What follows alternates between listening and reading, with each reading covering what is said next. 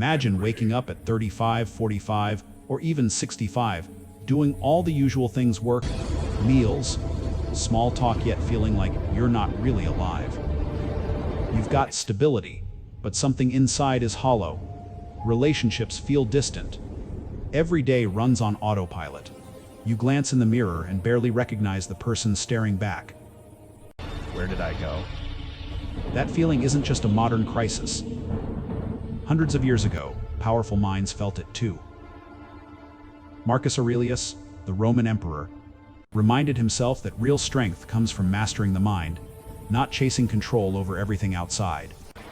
Seneca wrestled with anxiety, anger, and the constant pressure of time slipping away.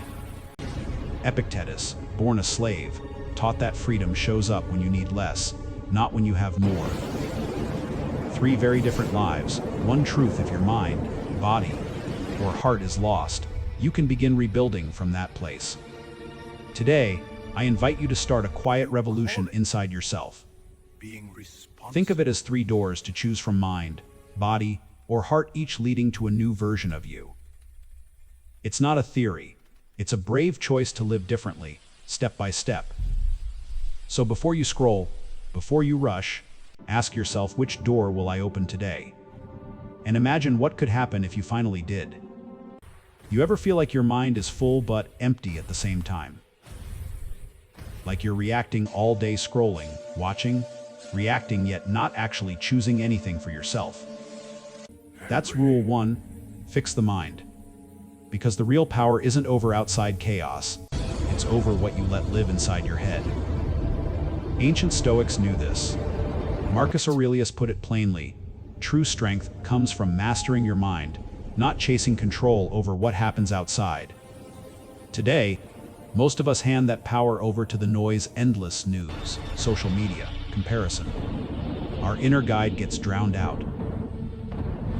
Slowly, our mind becomes a battlefield we didn't even notice. So here's a simple but fierce start: detox the mind.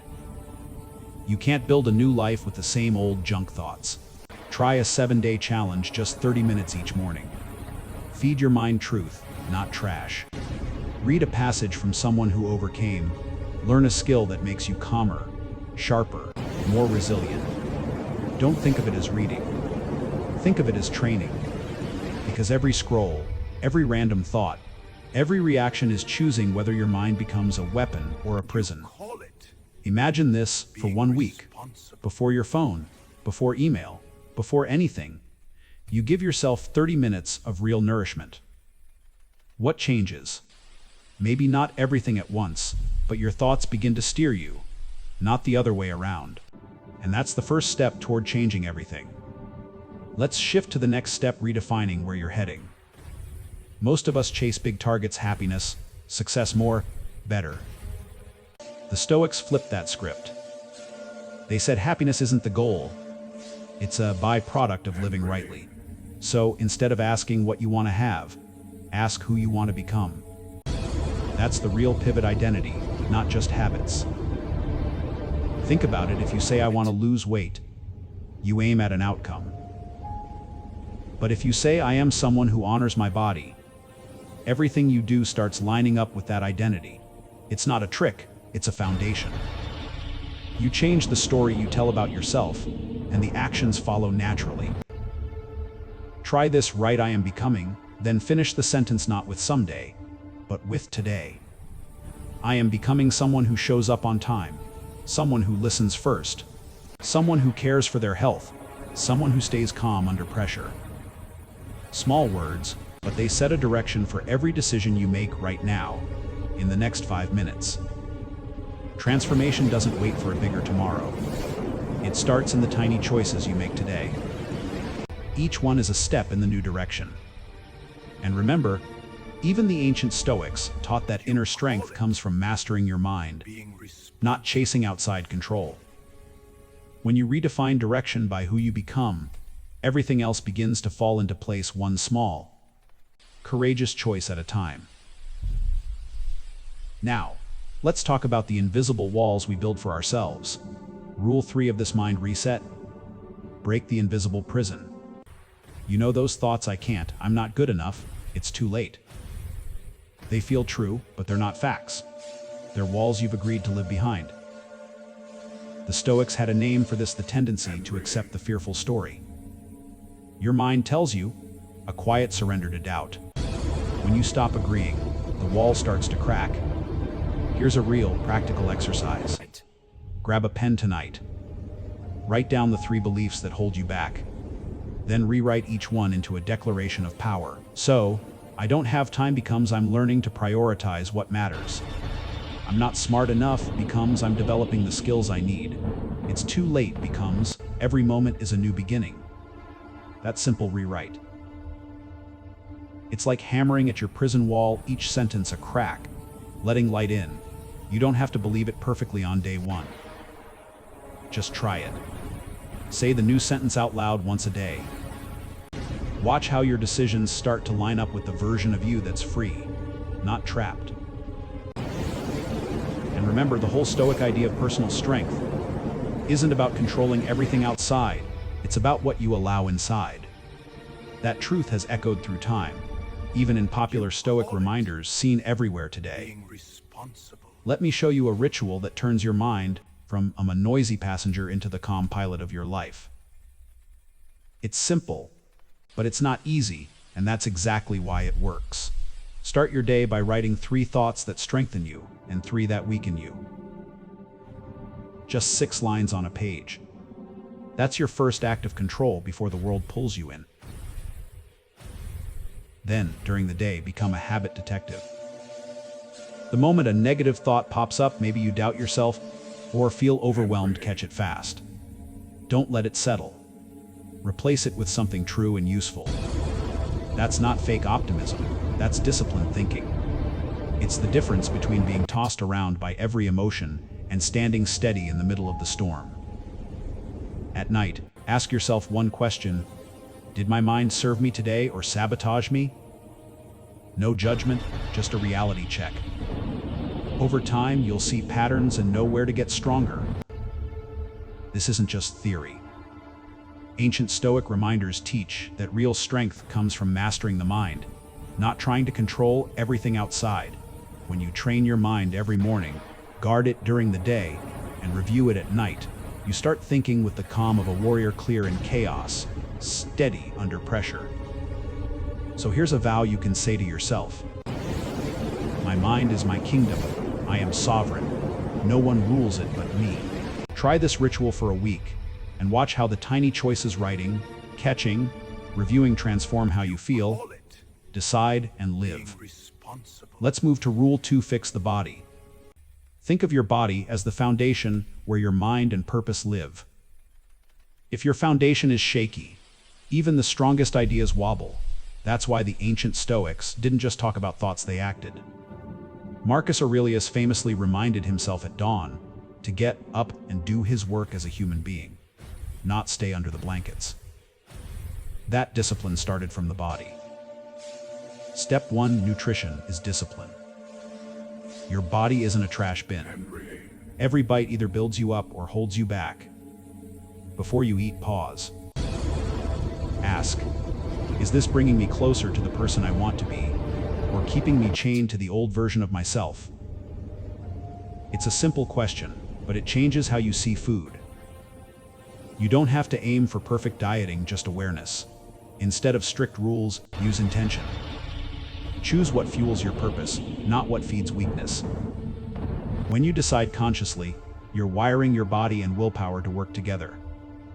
That's where real strength grows.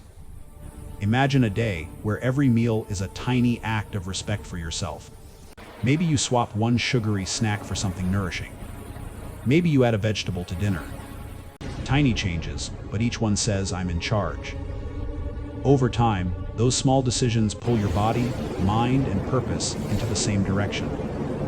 You become steadier, clearer, and more powerful without needing a dramatic overhaul.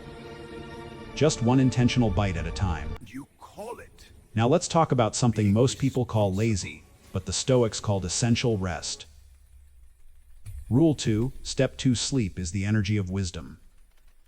Seneca warned that life isn't short, we waste it. Think about that for a second.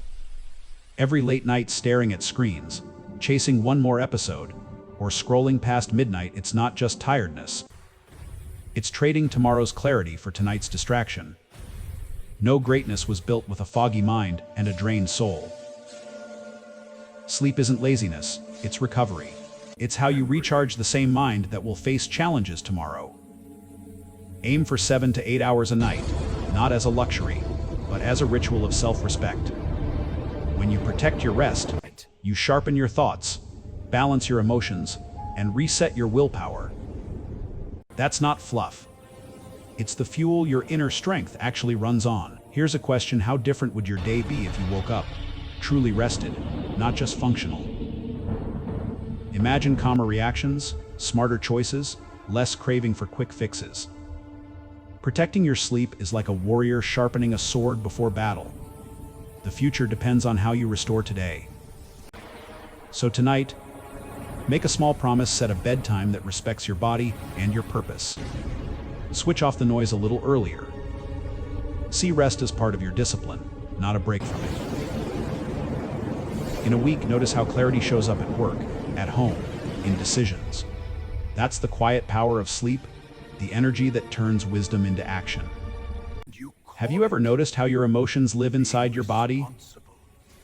How anxiety tightens your chest, how anger heats your face, how confusion makes your whole body feel heavy. And yet we try to fix these feelings by thinking more. But the truth is, simple emotion moves when you move, and it stagnates when you stay still. If you're anxious, take a walk, let your breath set the rhythm.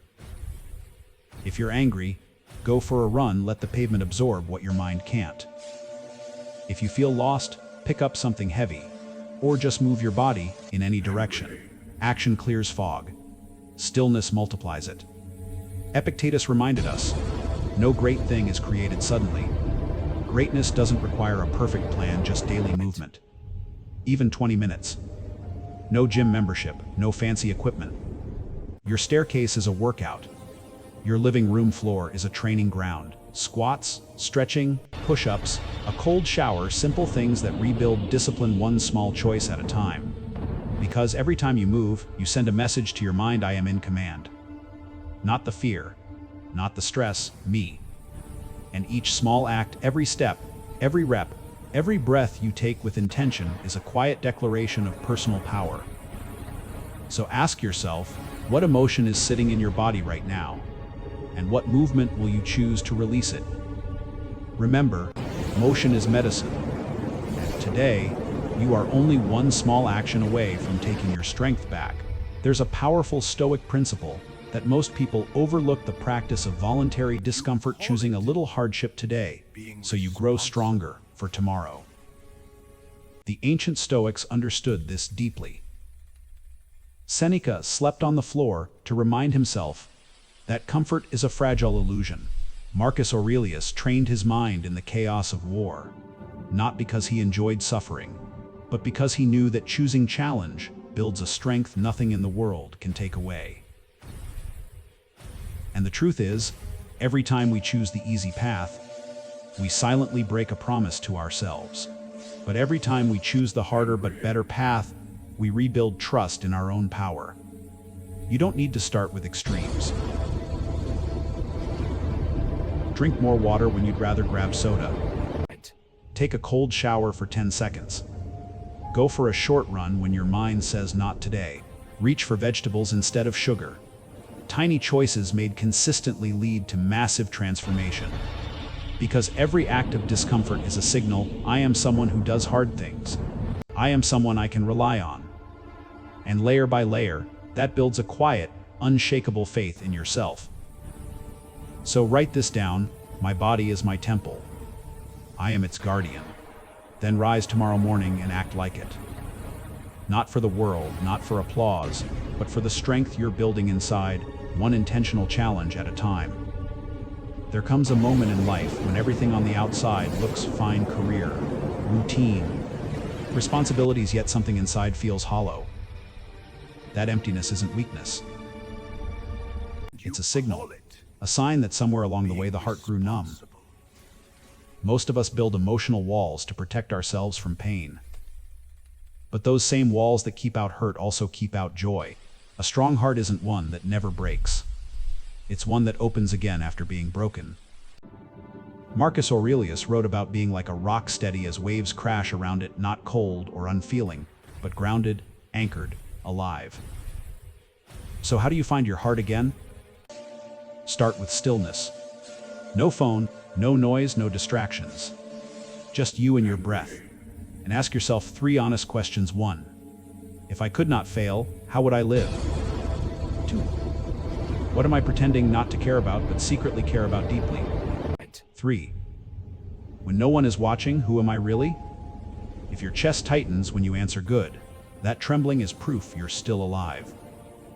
Proof that the heart hasn't disappeared, it's only been waiting for you to listen. Write down whatever comes up. Edit. Don't judge. Those words are whispers from the soul, truths you've buried under noise, pressure, expectations, and old wounds. Fixing the heart doesn't come from chasing pleasure or distracting yourself with more stuff. It comes from rediscovery, from quiet, from facing the truths you've avoided and choosing to live from them again. The heart can only rise when it stops carrying what was never meant to be dragged this far. And whether we admit it or not, most of us walk through life with invisible luggage, anger from old wounds, guilt from past choices, regret over missed chances, fear that keeps replaying, disappointment that still echoes. These emotions feel permanent, but they're not who you are. They're just stories you've allowed to run in the background for too long.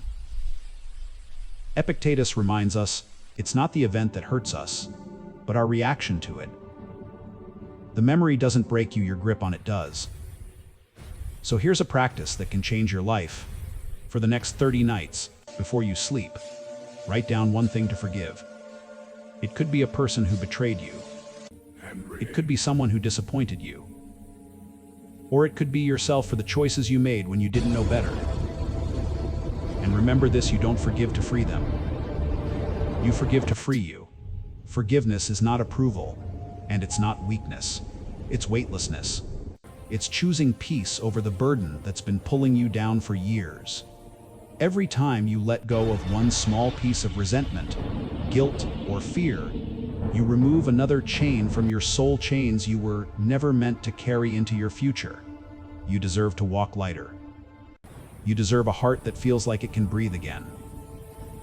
And it begins the moment you choose to put the weight down. A heart without direction doesn't stay still, it wanders. Drifts through days, through responsibilities, through noise, but without a compass. It slowly sinks into darkness. Humans weren't made to live only for themselves. The Stoics called it sympathia, the idea that all souls are connected, woven into the same fabric of life. And when you listen closely, you'll notice something. Your heart beats the strongest when you serve, when you give, when you connect. Not when you chase praise, not when you accumulate things, but when you lift someone else a little higher. Purpose isn't something that appears one day. Purpose is built, shaped through action, through choosing what matters, through paying attention to the moments when you feel most alive. Think about it. When do you feel that spark inside you? When you help, when you create something meaningful, when you teach, encourage, share, or love. Those aren't random moments. They're clues. They're little arrows pointing toward your deeper purpose. And you don't need to change the world to follow them. Start small. Help one person today. Offer one sincere act of kindness. Give without expecting anything in return. Purpose begins with sincerity, not perfection. Because a giving heart never empties, it expands. The more you pour out, the more strength flows back in. That kind of heart becomes unbreakable. Write this down and mean it. My heart beats to love, to serve, and to connect. Live from that truth and watch purpose rise within you. These 3 principles, mind, body, and heart, are not separate rules. They form a circle, a cycle of rebirth that feeds itself. When you fix the mind, you give direction to the body. When you train the body, you create strength for the heart. And when the heart opens again, it fuels the mind with clarity and purpose. The mind is your compass. The body is your vessel. The heart is your flame. Responsible. Lose one, and the entire journey collapses.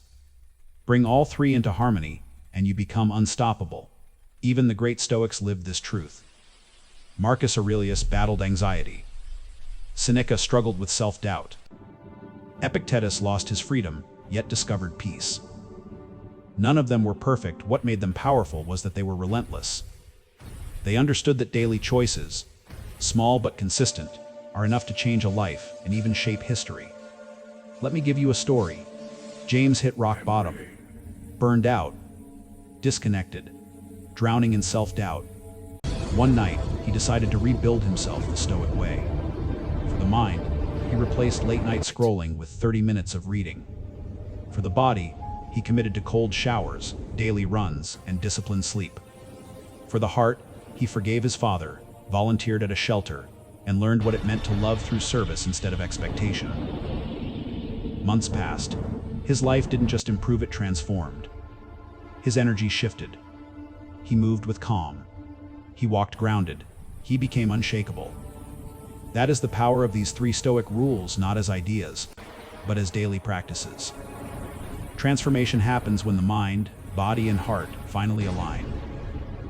Fix the mind and you begin to fix your life. Train the body and you free the soul trapped under years of stress and stagnation. Heal the heart and you will never lose your way again.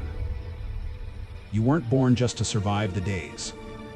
You were born to awaken, to rise into the raw, honest, powerful, unbreakable version of yourself, the version the world desperately needs. There is no old life to go back to.